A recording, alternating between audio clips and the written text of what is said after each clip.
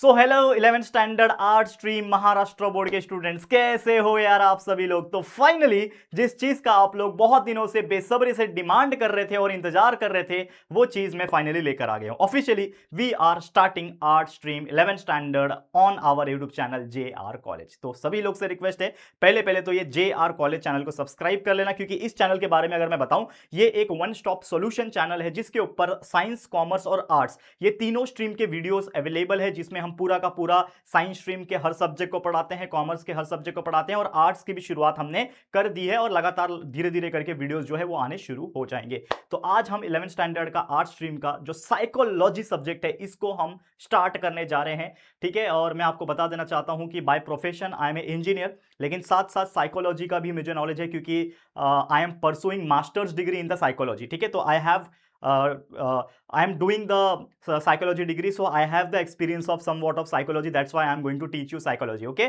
तो मजा आएगा साइकोलॉजी पढ़ने में मेरे साथ। ठीक है, तो बहुत अच्छे से करेंगे और आप लोगों को पूरा प्रॉपर तरीके से समझाऊंगा कि साइकोलॉजी का मतलब क्या होता है। ठीक है, तो पहला जो चैप्टर है वो है स्टोरी ऑफ साइकोलॉजी, यानी जो साइकोलॉजी है इसकी क्या स्टोरी है, इसको हम जानेंगे और आराम आराम से पढ़ेंगे, कोई घाई नहीं है। मतलब ये चैप्टर को ना 2-3 वीडियो के अंदर कवर करेंगे आराम आराम से, कोई हमें घाई नहीं है। आप रेगुलर आओ हमारे चैनल पे, छोटे छोटे वीडियो 10-10, 15-15 मिनट के वीडियो देखेंगे और आराम से पूरा सिलेबस हम कंप्लीट कराएंगे। इसके अलावा आप लोग को और कौन कौन से सब्जेक्ट के वीडियोस चाहिए आपके 11th स्टैंडर्ड के लिए, जरूर से कमेंट करना, फटाफट से काम करूंगा उसके ऊपर और वीडियोस आपके लिए लाऊंगा। लेकिन एक शर्त है, अपने दोस्तों को शेयर करके इस चैनल पे बुला लेना भाई, सब्सक्राइब होना चाहिए ये चैनल। ठीक है, जल्दी जल्दी 5 लाख सब्सक्राइबर कंप्लीट करने, जल्दी जल्दी 5 लाख, 4.2 हो चुके हैं, जल्दी जल्दी 5 लाख सब्सक्राइबर कंप्लीट करने, फटाफट से बुलाओ अपने सभी दोस्तों को। तो चलो सबसे पहले बात करेंगे कि ये चैप्टर में हम लोग को क्या क्या सीखने मिलेगा। सबसे पहले तो हम समझेंगे कि साइकोलॉजी का मतलब क्या होता है। बहुत सारे ऐसे लोग हो आप में से जो पहली बार साइकोलॉजी ये वर्ड सुन रहे होंगे, तो साइकोलॉजी का बेसिक मीनिंग क्या होता है इसको हम समझने की कोशिश करेंगे। तो मैं आपको बता दूं, साइकोलॉजी का बेसिक मीनिंग है to understand the human behaviour, यानी कि ह्यूमन कैसा सोचता है, कैसा उसका काम होता है। जैसे अगर मैं आपको पूछूं कि आपको अगर मैं एक ऐसे सिचुएशन में डालूं जिसमें एक तरफ आपके मम्मी है, एक तरफ आपके पापा है, तो आप किसको चूज करोगे? ठीक है ना, तो बहुत सारे लोग मम्मी को चूज करेंगे, बहुत सारे लोग पापा को चूज करेंगे, बहुत सारे लोग ऐसा बोलेंगे कि मैं दोनों को चूज करूंगा। तो इसका मतलब यह है कि हर इंसान का दिमाग अलग तरीके से काम कर सकता है और हर इंसान का जो दिमाग होता है वो हर सिचुएशन में अलग अलग तरीके से बिहेव करता है। तो इसी बिहेवियर को जो स्टडी करता है उसी को हम लोग साइकोलॉजी बोलते हैं। That is the science of mind. ये जो दिमाग है ना उसका भी एक साइंस है, इसी को हम साइकोलॉजी कहते हैं। ठीक है ना, अब इसका जो कंसेप्ट होता है, बेसिक कॉन्सेप्ट ह्यूमन बिहेवियर का, उसको समझा जाएगा और प्रॉपर तरीके से गोल को समझाएगा कि क्या है साइकोलॉजी का रियल मतलब। ठीक है, तो इंट्रोडक्शन से शुरू करते हैं। अब देखो, साइकोलॉजी जो है ये भले ही लग सकता है आपको ये एक नया सब्जेक्ट है, लेकिन ये आप बचपन से ही समझते आ रहे हो, पढ़ते आ रहे हो और कहीं ना कहीं ये चीज का नॉलेज आपको ऑलरेडी है, लेकिन इसको किसी ने नाम नहीं दिया था। आप बचपन से आपने 6 स्टैंडर्ड से साइंस स्ट्रीम मतलब साइंस सब्जेक्ट पढ़ा होगा, तो आपको पता है कि भाई मेटल्स क्या होता है, नॉन मेटल्स क्या होते हैं, आपको पता है बायोलॉजी का मतलब क्या होता है, सेल्स क्या होता है, ह्यूमन बॉडी के अंदर कौन कौन से ऑर्गन है। ये बेसिक चीज आप पढ़ते आ रहे हो तो आपको नॉलेज है। लेकिन ये साइकोलॉजी आप उससे भी पुराना है, मतलब ये आप बचपन से जैसे पैदा हुए, जब इंसान सीखता है, चलना सीखता है, बातें करना सीखता है, लैंग्वेज को समझता है, 4-5 साल के एज तक आते आते कुछ ऐसे स्टूडेंट होते हैं या फिर कुछ ऐसे बच्चे होते हैं जो अलग अलग लैंग्वेज भी बोलना सीख जाते हैं। कोई छोटा मोटा थोड़ा टूटा फूटा इंग्लिश बोलना सीख जाता है, कोई मदर टंग, किसी का हिंदी है तो हिंदी लैंग्वेज सीख जाता है, किसी का मराठी मदर टंग है तो वो मराठी बोलना शुरू कर देता है। तो ये बचपन से ही हम शुरू कर देते हैं, सिंस आवर चाइल्डहुड। हमारा इमोशन, हमारा मूड्स, हमारा एक्शन ऑफ पीपल, कि हम अपने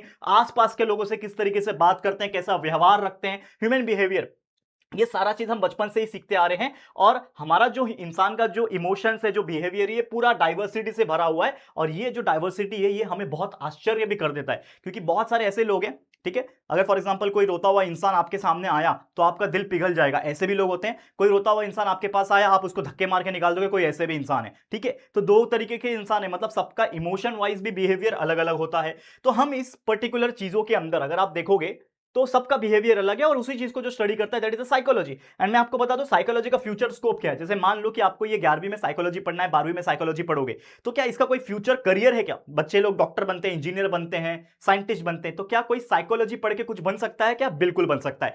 तो साइकोलॉजी पढ़ के अगर आप फ्यूचर में 11वीं 12वीं साइकोलॉजी पढ़ रहे हो, सब्जेक्ट है आपका, लेकिन फ्यूचर में बीएससी कर सकते हो या फिर बीए इन साइकोलॉजी कर सकते हो। ये अगर आप करते हो, इसके आगे एमए या फिर एमएससी इन साइकोलॉजी कर सकते हो। जैसे मैं एमए इन द साइकोलॉजी कर रहा हूं, मेरा फाइनल ईयर चल रहा है। ठीक है, तो अगर आप ये चीज कर रहे हो तो कहीं ना कहीं आप साइकोलॉजी यानी ह्यूमन बिहेवियर एंड बाकी चीजों के एक्सपर्ट जो है वो हो जाओगे। करेक्ट है?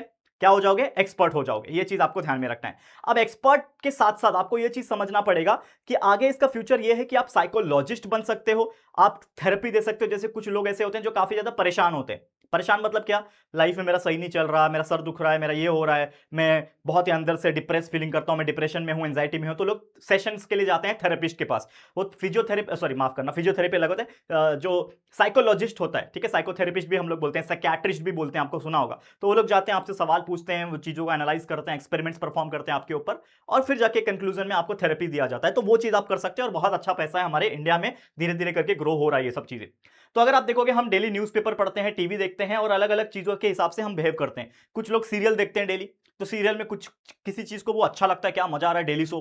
कुछ लोग को बहुत गुस्सा आता है, अरे क्या चल रहा है फालतूगिरी। तो ये सारी चीजें, तो if a person donating blood spontaneously, a neighbor risking their own life to save others from a fire, a person committing a crime, or a student suicide due to failure in exam, all these are the example of the wide range of human behavior that psychology tries to understand। जैसे कुछ लोग होते हैं exam में fail हो गए, तो कुछ लोग जब एग्जाम में फेल हो जाते हैं, जैसे मान लो आप स्टूडेंट हो, आप अगर 11वीं में फेल कर गए, तो आपको बहुत टेंशन आ जाएगा, यार मैं फेल हो गया, मैं फेल हो गया, मैं फेल हो गया, क्या करूं, अलग अलग थॉट्स आने लगेंगे, है कि नहीं। तो बहुत सारे ऐसे भी लोग होंगे जो एग्जाम में फेल होने के बाद भी चिल रहते हैं। आपने देखा होगा बहुत सारे स्टूडेंट, अरे फेल ही हो गया ना, कोई बात नहीं, वापस दे देंगे। उनके पेरेंट्स को भी बोलेंगे, अरे बच्चा फेल हो गया, अरे कोई बात नहीं, वापस से दे देना। लेकिन कुछ बच्चे ऐसे होते हैं जिनके पेरेंट्स को पता चल गया कि अगर ये फेल हो गया तो कुटाई कर देते हैं, है कि नहीं, हुआ है कि नहीं आपके साथ, बताओ कमेंट सेक्शन में। तो वो क्या दर्शाता है हमें, उससे क्या पता चलता है कि भाई सबका माइंडसेट अलग होता है, सबका बिहेवियर अलग होता है, और सबका इमोशन वेलबींग भी अलग अलग होता है। और यही चीजें जो है वो साइकोलॉजी के अंदर हम स्टडी करते हैं और समझने की कोशिश करते हैं।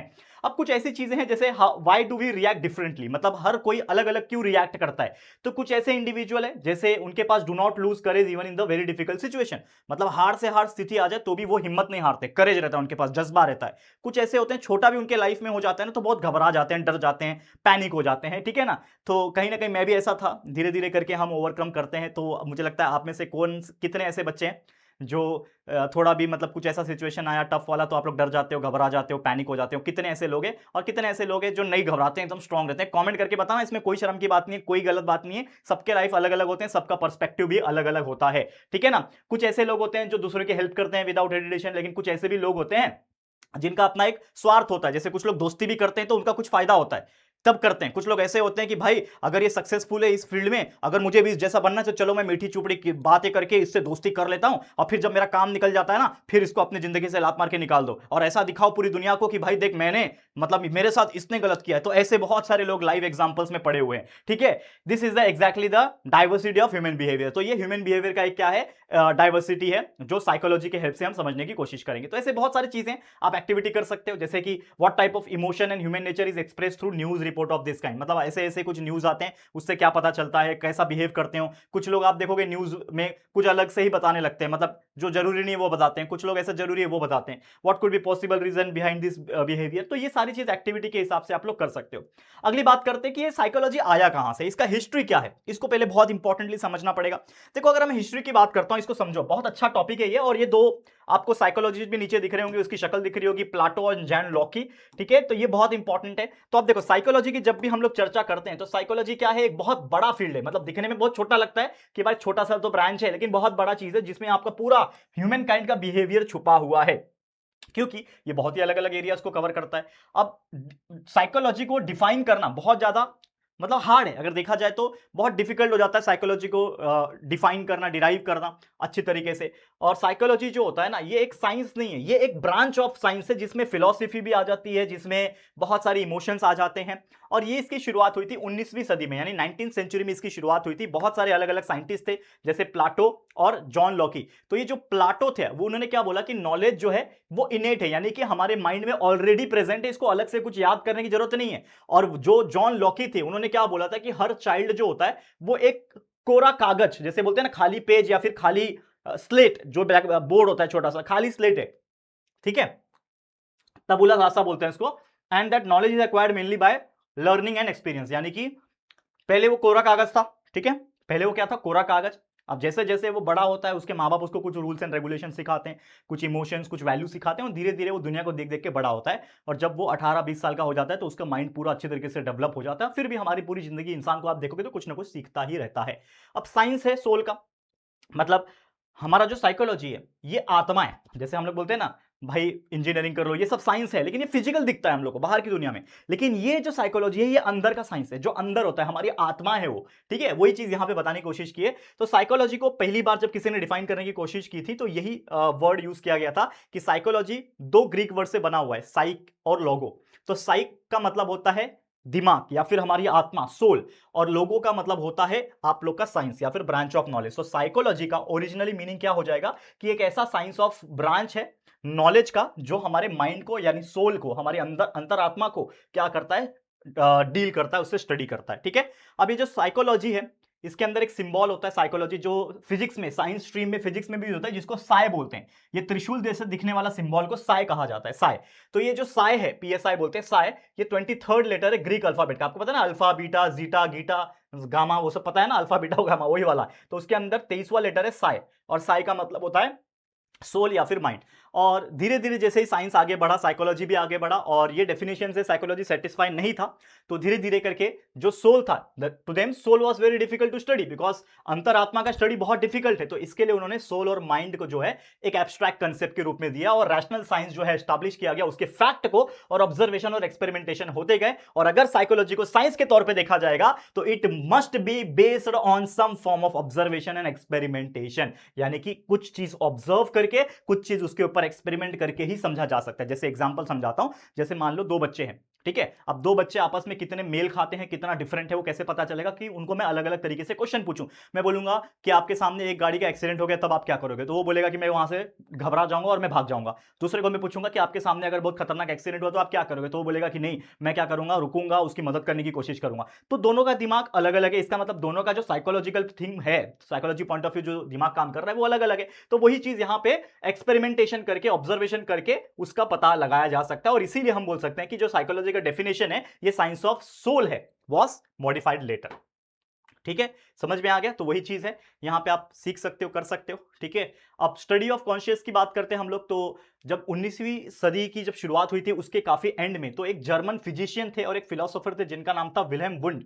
तो विल्हेम वुंड जो थे उन्होंने एस्टैब्लिश किया फर्स्ट साइकोलॉजिकल लैबोरेटरी, यानी कि पहला लैबोरेटरी जो लेपिग यूनिवर्सिटी 1879 में उन्होंने एस्टैब्लिश किया, ताकि ह्यूमन बिहेवियर को स्टडी किया जा सके, समझा जा सके। और फिर उन्होंने इंट्रोड्यूस किया कॉन्शियस एक्सपीरियंस, कॉन्शियस एक्सपीरियंस करके एक उन्होंने एक्सपेरिमेंट करना शुरू किया। और ये कॉन्शियस एक्सपीरियंस क्या बताता है कि हमारा दिमाग कितना अलर्ट है, अवेयरनेस कितना है मेंटल एक्टिविटीज का हमारे ऑर्गेनिज्म के ऊपर, कोई भी ऑर्गेनिज्म, ह्यूमन हो चाहे फिर कोई और लिविंग ऑर्गेनिज्म हो। और इसके अंदर मेंटल इंप्रेशन, बीता हुआ कल, चल रहा है जो प्रेजेंट, और आने वाला कल, फ्यूचर, ये सारे चीज को देखा जाता है। जैसे बहुत सारे इंसान जो होते हैं पुराने पास्ट में उनके साथ कुछ गलत चीज बीता होता है, इसके वजह से उनके दिमाग में एक डर बैठ जाता है, ठीक है, कि मुझे ये काम नहीं करना। कुछ लोग ऐसे होते हैं जो प्रेजेंट के हिसाब से बहुत करते हैं, और कुछ ऐसे लोग होते हैं जो बार बार ओवर थिंकिंग करते हैं कि फ्यूचर में ये हुआ तो ये हुआ, तो हुआ नहीं है वो चीज, लेकिन वो बार बार ओवर थिंक करने की कोशिश करते हैं। तो ये चीजें हैं, ठीक है। एंड वुंट जो है कंडक्ट किया एक्सपेरिमेंट ऑन रिएक्शन टाइम, यानी कि कैसा कोई रिएक्ट कर रहा है, उसका परसेप्शन क्या है, उसका कॉन्शियसनेस क्या है उस पर्टिकुलर टाइम में, उसके हिसाब से उन्होंने एक्सपेरिमेंट किया और साइकोलॉजी एक साइंस के रूप में उन्होंने उभारा, ठीक है ना। तो ये वो मीटिंग था, देखो हो रहा है, बहुत सारे साइकोलॉजिस्ट हैं यहाँ पे वुंट नाम के, और उनके कलीग्स है जो फर्स्ट लैबोरेटरी साइकोलॉजी का बनाया गया था ना लेपिग में, तो वो चीज यहाँ पे है। तो डेफिनेशन क्या हो जाएगा कॉन्शियस एक्सपेरिमेंट का, एक्सपीरियंस का, कि awareness of mental activities of an organism including the memories and the impression of past, present and future, ठीक है। 1879 एक लैंडमार्क ईयर था, क्योंकि एक साइकोलॉजी के हिसाब से बहुत इंपॉर्टेंट था, और यहां से ही जो एक्सपीरियंस है, systematic scientific study of the psychology involve हुआ था। ये विल्हेम वुंड साइंटिस्ट अपना साइकोलॉजिस्ट के बारे में दिया हुआ, ये आप पढ़ सकते हो, ठीक है। फिर आपका स्टडी ऑफ अनकॉन्शियस, यानी कि कुछ ऐसी चीज जो हमारे कंट्रोल में नहीं है, अनकॉन्शियस माइंड बोलते हैं ना, कि अपने आप होती है वो चीज। तो डॉक्टर सिगमंड फ्रूइड जो थे, एक ऑस्ट्रियन फिजिशियन थे, जिन्होंने साइकोलॉजी को डिफाइन किया था कि वो एक ऐसा स्टडी है अनकॉन्शियस माइंड का। जैसे हमारा माइंड अभी हम सोचना जो चाह रहे हैं वो सोचेंगे, लेकिन कुछ ऐसा भी आता है जो ऑटोमेटिकली सोच रहे हैं। जैसे फॉर एग्जांपल मैं कुछ काम कर रहा हूं, पढ़ाई कर रहा हूं, आप वीडियो देख रहे हो, अचानक वीडियो देखते देखते आप किसी गहरी सोच में पड़ जाते हो किसी और टॉपिक पे, तो वो आपका कौन सोच रहा है, वो आपका अनकॉन्शियस माइंड सोच रहा है। तो वही चीज यहाँ पे जो अनकॉन्शियसनेस का स्टडी था वो सिगमंड फ्रीड ने किया था, और उन्होंने किया था कि हमारा जो मोटिव होता है, ठीक है ना, ये हिडन होता है, हमारे अपनी विल पावर से, अवेयरनेस से छुपा होता है। और फ्रूड के according there is a unconscious level of mind, यानी कुछ ऐसा चीज है जो हमारा माइंड अपने आप करता है, अनकॉन्शियस है। अनकॉन्शियस मतलब हमारे विल में नहीं है, हमारे कंट्रोल में नहीं है, और हम When we push down or repress the creating urges and desire, he stressed the importance of early childhood experience and believed the personality is largely formed because of the first 5 years of life. यानी इन्होंने क्या बोला कि जो पहला 5 साल होता है किसी भी लाइफ का वो ज्यादा इंपॉर्टेंट होता है, क्योंकि पहले 5 साल में ही दिमाग लगभग विकसित होता है और अपने आसपास की चीजों को देख के वो ग्रो करता है। और इसीलिए आपने बहुत सारे एडवर्टाइजमेंट सुने होंगे कि बच्चों का 5 साल तक का दिमाग डेवलप होता है, इसीलिए उनको ये पिलाओ वो पिलाओ, वो टीवी वाले एडवर्टाइज करते हैं ना अलग अलग प्रोडक्ट्स का, ठीक है ना, हॉर्लिक्स पिलाओ, ये पिलाओ, वो पिलाओ। तो ऐसा ही है, कहने का मतलब साइकोलॉजिकली भी बात सही है, लेकिन वो चीज धीरे धीरे करके डेवलप हो जाती है। और अगर पर्सन को बहुत सारे साइकोलॉजिकल प्रॉब्लम्स होते हैं लाइफ में, तो उनका कहीं ना कहीं रूट जो है वो उसके पहले के 5 साल में छुपा हुआ है। इसीलिए बोला जाता है ना कि अगर स्टार्टिंग का जो आपका बचपन जैसा बीता है, वैसे ही आपका जो आगे का जो लाइफ होता है उसके ऊपर बहुत इंपैक्ट होता है। जैसे कुछ लोग काफी रिच होते हैं, स्टार्टिंग से उन्होंने बहुत सारी चीजें देखी होती है, तो वो बहुत एडवांस लेवल पे काम करते हैं। लेकिन किसी ने अगर स्टार्टिंग से कुछ देखा ही नहीं है, तो वो धीरे धीरे उनको टाइम लगता है आगे दुनिया में कंपैटिबल होने के लिए। तो ये सारी चीजें हैं, ठीक है। ये सिगमंड फ्रूड के बारे में दिया है, उसके अनकॉन्शियस माइंड क्या होता है, the level of mind where creating urges desire and memories are push down, दबाया जाता है, तो अनकॉन्शियस माइंड है ये सब चीजें, ठीक है। अब ये बिहेवियर का जो स्टडी है, ये सब टॉपिक हम लोग क्या करेंगे अगले लेक्चर में डिस्कस कर लेंगे, क्योंकि आज पहला लेक्चर था तो मैं बहुत बड़ा लेक्चर नहीं बनाना चाह रहा था। तो आज का एक लेक्चर इतना सा ही था, छोटा सा लेक्चर, लेकिन मैं आपको वादा करता हूं कि अगला लेक्चर जो लाऊंगा लेक्चर नंबर 2 और उसके बाद लेक्चर नंबर 3, ये 3 लेक्चर 3 वीडियो के अंदर आपका ये पूरा चैप्टर्स को मैं कवर करा दूंगा। लेकिन मैं आपसे सपोर्ट चाहता हूं, क्योंकि अगर मैं वीडियो बना रहा हूं और मैं देखूंगा कि आप लोग व्यूज नहीं दे रहे हो, आप लोग शेयर नहीं कर रहे हो, तो कहीं ना कहीं मैं भी निराश हो जाऊंगा, फिर मुझे बंद करना पड़ जाएगा। तो ऐसा ना हो, इस चैनल पे फटाफट सभी लोग सबसे पहले सब्सक्राइब करके अपने दोस्तों के साथ ये वीडियो को और बता देना शेयर करके कि भाई आ चुके हैं Rahul sir JR college YouTube channel पे 11th स्टैंडर्ड का आर्ट स्ट्रीम का लेक्चर्स लेके, और भी बहुत सारे सब्जेक्ट्स आने वाले हैं। तो ऑल द वेरी बेस्ट, आज के लिए इतना ही। वीडियो पसंद आया होगा तो प्लीज लाइक कर देना, शेयर कर देना, और फर्स्ट टाइम आए चैनल पे तो चैनल को सब्सक्राइब भी कर देना। मिलते हैं जल्दी किसी और नए वीडियो में, तब तक के लिए thank you, take care and good bye.